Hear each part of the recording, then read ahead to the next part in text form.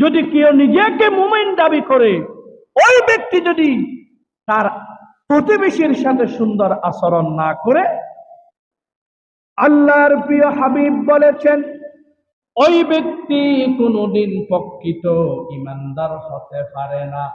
আর যে ব্যক্তি ইমানদার হতে পারবে না, ওই ব্যক্তি কোনোদিন আল্লাহর জান্নাতে যেতে পারবে না। ঠিক কিনা?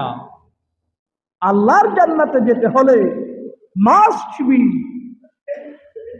প্রতিবেশীর সাথে সুন্দর আচরণ, তাদের দুঃখে সুখে, তাদের কষ্টের সময়, অভাবের সময় তাদের পাশে গিয়ে থাকতে হবে।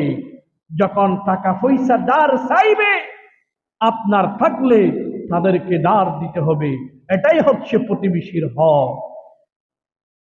চমৎকার হাদিস শুনুন।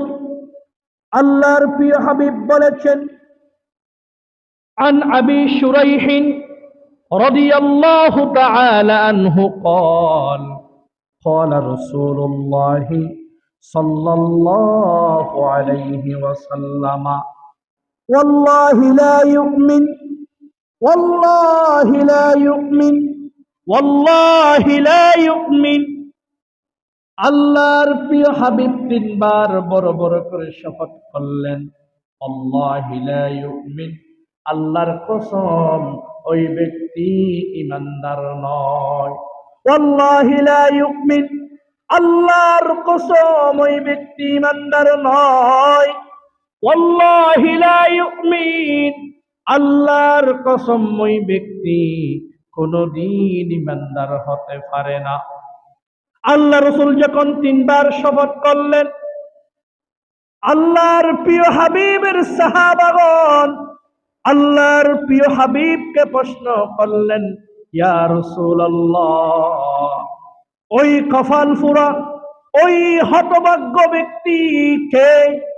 আল্লাহর প্রিয় হাবিব বলেছেন, ক্বালা আল্লাযী লা ইয়ামানু জারুহু বাওয়াইকাহু, ওই ব্যক্তি অন্য কেউ নয়, ওই ব্যক্তি অন্য কেউ নয়, ওই ব্যক্তি অন্য কেউ নয়, ওই ব্যক্তি হচ্ছে সেই ব্যক্তি তার প্রতিবেশীর কাছে তিনি কোনো কাজে আসে না। কোটি কোটি টাকা, লক্ষ লক্ষ টাকা আছে, অভাব অনটন তার কাছেই নেই। প্রতিবেশী যখন কিছু চায়, সে প্রতিবেশীর কোনো কাজে আসে না। আল্লাহ রাসূল বলেছেন, ওই প্রতিবেশী কোনদিন প্রকৃত ইমানদার হতে পারে না। অন্য হাদিস শরীফ থেকে শুনুন, আল্লাহর প্রিয় হাবিব বলেছেন, লা ইয়াদখুলুল জান্নাতা মান লা ইয়ামানু জারুহু বাওয়াইকাহু, ওই ব্যক্তি কোনদিন আল্লাহর জান্নাতে প্রবেশ করতে পারবে না। সেই ব্যক্তি নামাজি হোক, সেই ব্যক্তি রোজাদার হোক, ওই ব্যক্তি কোটি কোটি টাকা মসজিদ মাদ্রাসায় দানকারী হোক, ওই ব্যক্তি যত ভালো আমল করুক না কেন, সেই যদি তার প্রতিবেশীর হক আদায় না করে, আল্লাহর কসম ওই ব্যক্তি কোনদিন আল্লাহর জান্নাতে প্রবেশ করতে পারবে না।